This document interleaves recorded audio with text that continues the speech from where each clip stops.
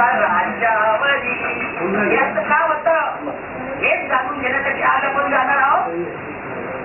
वर कहा तुम्ही.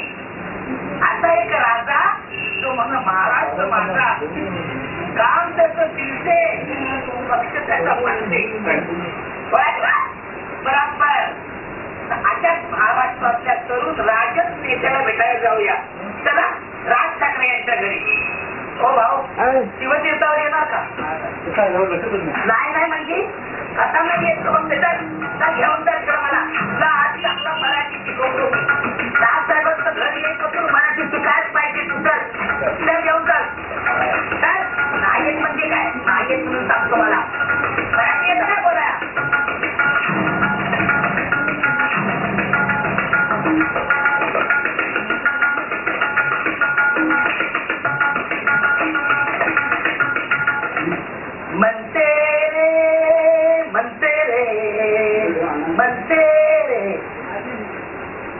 नमस्कार साहेब.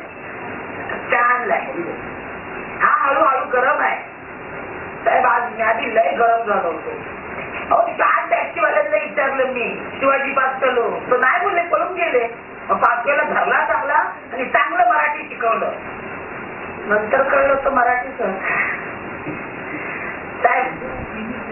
तुमच्या संग थोडं बोलायचं होतं. बोलू काय म्हणजे असंच विचारायचं होतं काय काय तुम्हाला. तुम्ही पण बाळासाहेबांना काय मेष राशीचे हा धडाकेबाज असतात मेष राशीची माणसं. नाही माहिती तुमच्या राजकारची आता आम्ही दांडिया खेळायला बोलवलं तुम्हाला. आणि तुमचं शिक्षण इथं मुंबईतच झालं. मुंबईतच कितीपर्यंत म्हणजे मी नामदाची काय आणि ते ग्रॅज्युएशन का काय म्हणतात ते ग्रॅज्युएशन नाही कम्प्लीट केलं त्या बाबतीत तुमचं. आणि काय छंद होते लहानपणी तुम्हाला? संगीत आता काय कारण तुमच्या बाबांकडनं काय वाचता? तसं काय आलं नाही मला. त्यांनी प्रयत्न खूप केले पण ते काही जमलं नाही. बाळासाहेबांनी माझा राग वेगळा निघाला. तुमचा असा राग होता आता नसता. पण म्हणजे कलेमध्ये तुम्हाला इंटरेस्ट होता. कला इंटरेस्ट म्हणजे आता बी तुमचे नाटक सिनेमातले लय मित्र आहेत. मग तुम्ही का नाही हिरो झाला? तुम्ही तर दिसायला पण छान आहे. माझं काम नाही. असं कसं?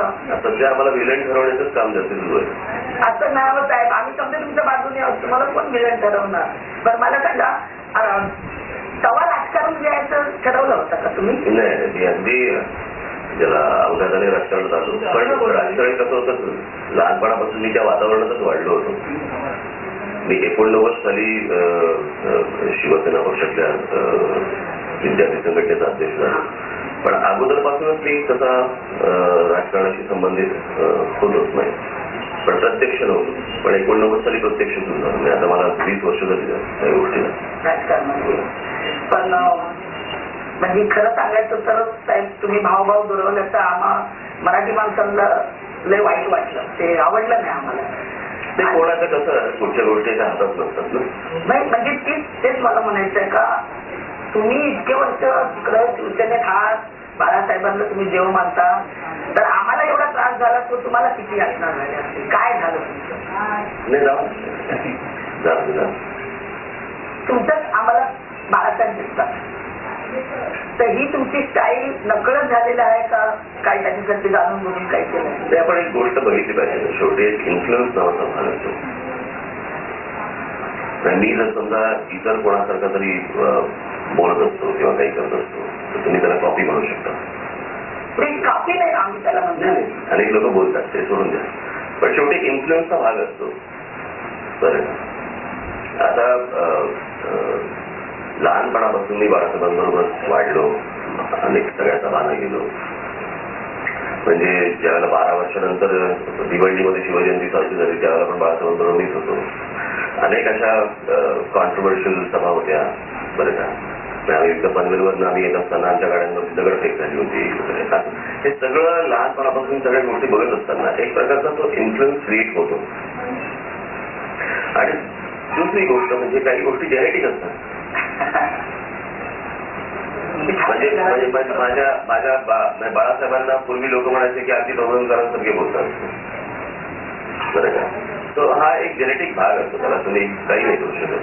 पण तुम्ही आता